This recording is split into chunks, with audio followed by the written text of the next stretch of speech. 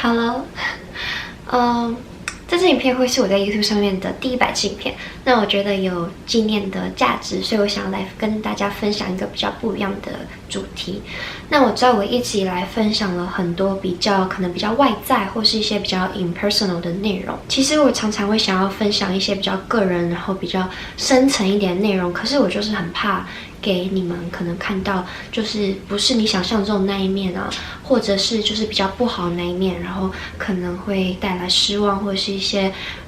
不好的反应。那其实我这个稿子已经写好大概1周了，我一直很犹豫，然后也拿不定主意到底要不要来分享。常常会有人不管是留言或是私讯或是寄 email 给我，说很羡慕就是我这样子光鲜亮丽的生活。如果一直单展现就是这样子比较完美、比较 filter 过的现实的话，我觉得是有一点点不负责任的。那我这次想来分享的内容是一个比较个人经历过的历程。那我不希望有任何人因为这支影片感到不舒服，或是觉得受到伤害。那如果今天这支影片让你感到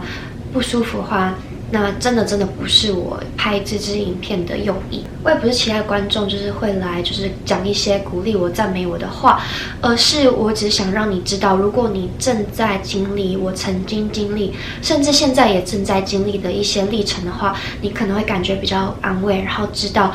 世界上也有人跟你是一样的。那么今天要来分享的呢，就是关于身材以及减肥这一件事情。我小的时候是很挑食，然后很多不吃的东西的，不喜欢吃学校的公餐，所以在学校基本上不怎么吃饭。然后在家里的时候，因为妈妈很注重就是健康啊、生机饮食那一类的，所以其实我很少会有接触到一些垃圾食物或是一些比较没有营养价值的食物。再加上基因遗传，所以我身形一直都是比较瘦小的。那其实因为每个人的身形都不一样，比例也不一样，脂肪会囤积的地方也不太一样。我自己而言呢，我是属于因为我个子矮，然后又是55身，然后身材又加上是梨形的身材。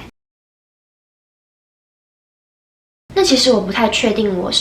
究竟是什么时候开始对自己的身材比较意识的，但是我想应该是因为我小学念的是舞蹈班的关系，所以有很长的时间是会穿着紧身舞衣以及裤袜，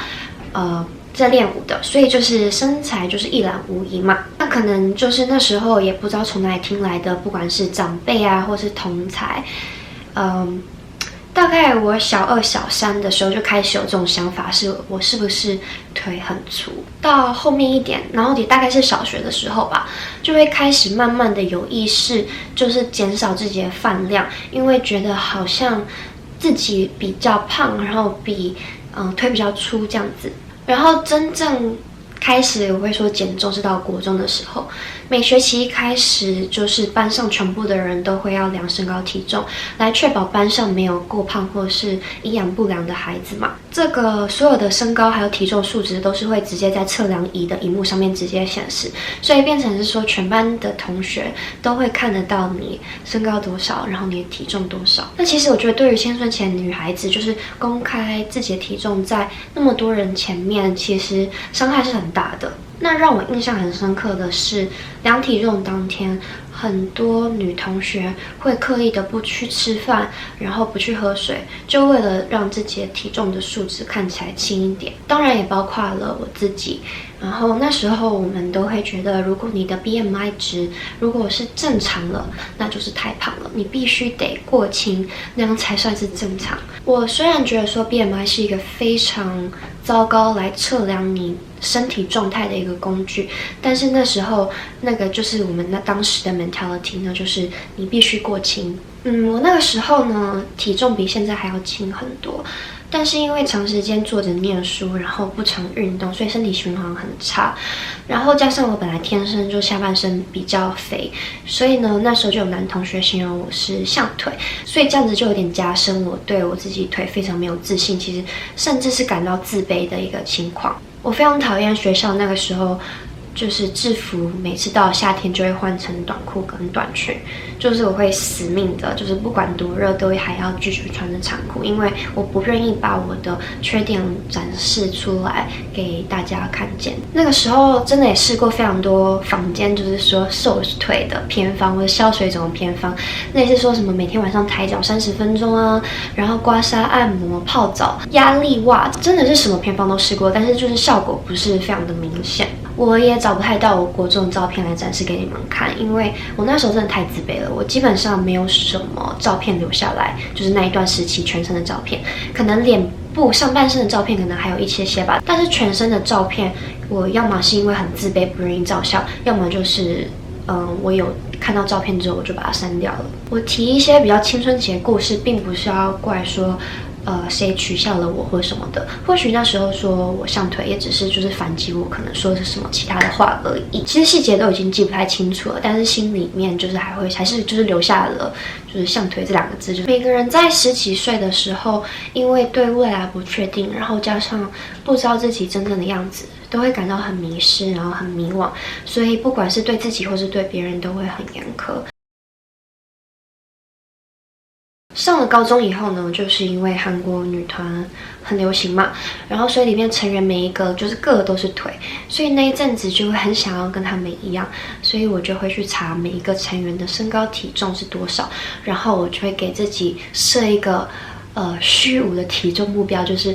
应该瘦到这样子就可以跟他们一样了吧。曾经有一段时间的减肥方式是一天只给自己吃600到800大卡，然后不吃淀粉，所有的东西蔬菜或者是肉之类的都是用水煮的。其实我一直都有很偏执的控制自己的习惯，所以当我开始这样子的减肥的时候，我偏执到会去称每一样我要吃的东西，然后算完卡路里之后才愿意吃。天天都量体重，如果不是天天的话，就是每天好几次。那其实一个人一天要是只吃600到800大卡，很难去专注做任何其他的一些事情，因为满脑子浮现都会是食物，脾气会变得很差，然后永远都在很饿，然后头很晕的状态，也不太能做任何就是比较消耗体力的事情。那这样子的状态听起来其实就不可能撑得太久嘛。那事实上也是如此，我可能可以很好的控制个几天1个星期，然后突然有一天我突然就这样子，我突然就会崩溃，然后我就会开始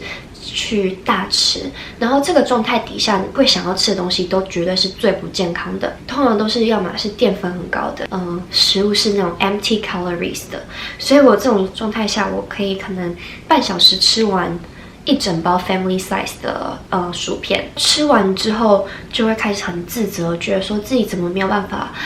好好控制自己，都已经设了目标了，为什么达不到？为什么做不到？为什么没有毅力？所以就开始会变成觉得吃是一件有罪恶感的事情，然后就会这样一直反反复复。其实我也不记得这样反反复复有多久。那一段时期呢，也是我自己觉得很 insecure 的时候，我常常会把我自己一些没安全感的地方拿出来跟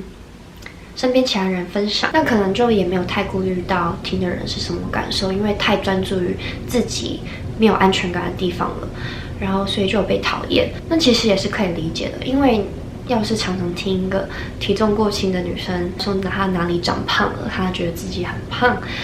那真的是一件还蛮讨人厌的事情。那上了大学之后，第一次要开始自己解决自己全部的3餐，然后那时候多伦多大学的校园里面或是我宿舍附近并没有什么太多健康食物的选择，尤其是在我的学院附近，如果我只是中午要快速吃一顿，真的很难找到一个是比较均衡，然后营养，然后少油少盐少糖这样子这类的食物。当然现在这个情况已经有改变了，就是当时我还在念书的时候，那时候真的是太忙了，念书的时间都不够了，所以吃饭跟睡觉时间都会觉得是一个奢侈。那所以就是吃越快的东西越好，所以就开始会吃一些很快的，像是 fast food 啊，或是披萨那类的。我觉得奇怪的是，就是我有胖，但是我并没有变得很胖。之后呢，我就转到了就是大家知道我毕业的系就是机械工程系，然后课业就是稍稍就是比较有舒缓的空间，就是比较没有那么 crazy， 开始比较有机会就是交朋友，然后拓展自己人际关系。那时候有交一些就是也在工程系里面的朋友，然后可能就是因为都是男生，然后都很高大，然后所以他们很爱吃，然后我就就跟着他们一起吃，我的食量就变得超级无敌大。我一天真的没有夸张，我一天可能有吃到5-6千卡路里，我都不觉得夸张。真的，因为那时候差不多一天有5餐，然后中间还会就是吃零食什么的，然后这样子吃下来也没有变很胖。那所以我那时候就心里在想说，哦，那我高中那时候减肥减到要死要活的，我现在放开来吃也没有，可能也就多了几公斤而已，那我就放开来吃吧。那就比如说像是去吃麻辣锅，我会是吃到最后一个，然后还不觉得特别饱的那种。然后系上同学就是到现在，如果跟他们聊天的话，他们都会印象很深刻，就是我可能每1-2节课就说我饿了，然后要拉人家陪我去买吃的。我是过了很久才发现，我可以那样暴食，然后没有很胖，其实并不是天赋异禀吃不胖。而是就是刚好上大学压力很大的那段期间，作息不正常的那段期间，得了甲状腺机能亢进，刚好跟我暴吃的这一段时间点是撞期的，所以我并没有变得很瘦，然后外观上没有什么很大的差异，所以那时候没有意识到我能这样子吃是因为甲状腺的关系。我一直是到大4快要毕业的时候才发现。那么其实大1到大4这么长的一段时间，我有乱减肥过，因为我虽然说是怎么吃都吃不胖，但是我也不算瘦。然后加上因为本来身材比例的关系，所以我一直也没有觉得对自己的身材特别有自信。我也会就是有可能换了10套衣服，然后之后就坐在衣柜前面发呆，因为我并不知道我要穿什么样的衣服出门才不会看起来胖。大概到大3的时候，我有尝试过一个非常有名的，就是丹麦医院的13天减肥法。我相信如果有减肥过的女生都一定听过这一个，因为就是根据就是网络上还有民间一些谣传，就是说这个食谱可以提升你的新陈代谢。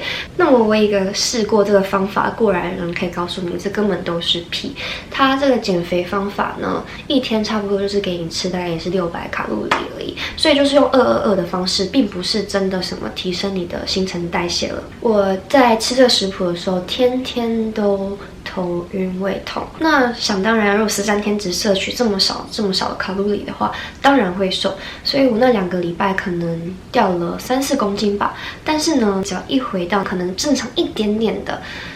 的吃法之后，身体就是真的饿了很久之后，就会拼命摄取它能摄取到所有的养分，然后我3天就胖回来了。所以我是真的已经试过很多减肥方法了，什么苹果减肥法、香蕉减肥法、地瓜减肥法，丹麦这个最有名的减肥法也试过了。我可以跟你说，真的没有用。那所以最后的结论就是，这一类减肥方法是真的都没有用，除非你这辈子都不要再吃东西了，或者是你这辈子都不要再健康了。我知道大家都想要速成，不管是学习也好，减肥也好，什么事情上面大家都希望速成，所以这种号称可以短时间瘦很多食谱都特别的吸引人。我接触我丹麦13天减肥的这个方法的时候，瘦了那么多，但是也只有体重机上面那个很虚无的数字看起来令人满意而已。我一点也不觉得我的身材看起来变得有多好。那也是从那次起之后，真的下定决心说再也不要用这种极端减肥方式。然后还有一点就是我家里再也不放体重机。那当我还在台湾的时候，我误以为就是运动完之后肌肉那个暂时性的肿胀是自己长了肌肉了，所以就很不愿意上体育课，然后也不愿意做任何就是会用到腿部肌肉的活动，类似爬楼梯。那其实是一个很错误的观念。这个想法一直是直到我到了温哥华念高中之后，发现我们学校那种很正，然后前凸后翘，身材很好，然后腿又直又细的女生，都是经常性的有在运动之后，才有点打破我这个观念。但是那个时候还是不运动，因为已经长期就是没有运动这个习惯，所以会觉得说运动实在是太累了，所以就还是就是走了节食减肥这一条。那么上了大学之后，其实就有很多身边的朋友都有在健身，那所以我就开始慢慢有一些对于重训的一些比较基础的概念，对运动也有一些比较正确的知识和认识。但是也是因为就是课业很繁忙，所以并没有养成习惯，所以也是大部分就是3天捕鱼2天晒网这样子。那其实那时候我就有发现运动我有看出成效，但是就是可能觉得比较慢吧。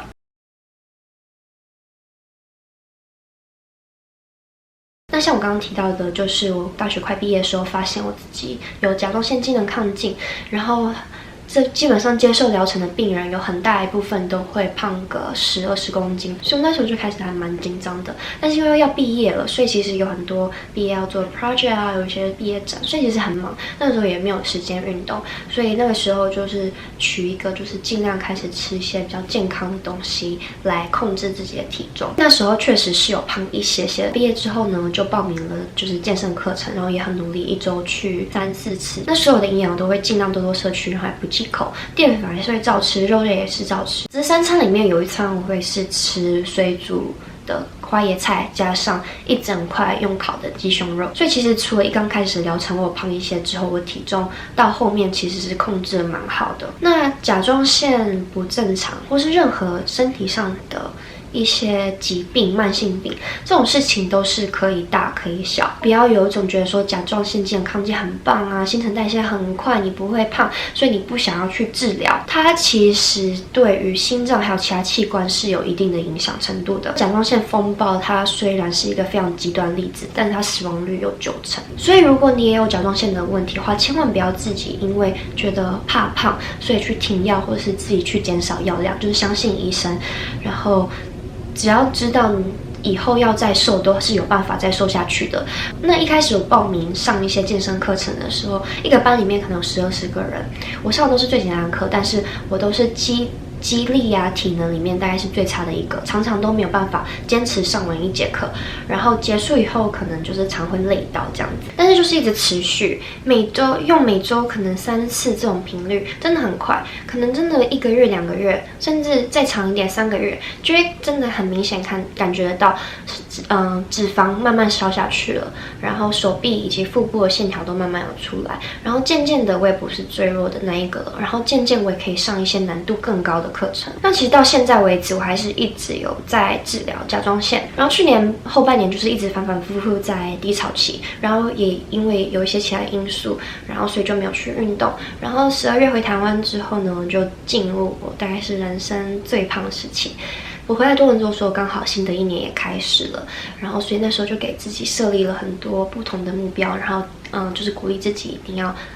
尽量达成这样子。然后 so far, I'm doing really good. 我还是一样家里没有体重机，我只有在去健身房的时候，可能会几天一次，或是甚至1个礼拜一次，就稍微去量一下我的体重，当做其中一个参考值而已。说真的，到目前为止，我体重变化其实并不太大，但是我可以很明显的知道我的腰围以及我的可能腿围，或是我的手臂那些的，其实都明显消了很多，瘦了很多。我觉得我自己对于我自己身体的心态，也慢慢在我成长过程中，慢慢变得比较健康了。学习就是如何不要对自己那么严苛，然后学习不要去总是跟别人比较，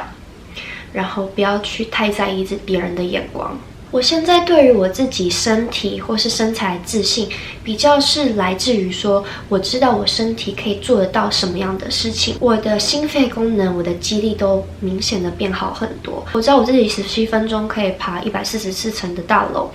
我知道我自己可以轻松的搬起几个轮胎，我知道我自己推雪橇可以推比自己还要再重1倍。这类等等的，让我自己感觉到，对自己就是这样子走来的路感到骄傲，然后感到有自信。那当然，其实还是非常容易，就是掉进一个这种自卑的心理里面。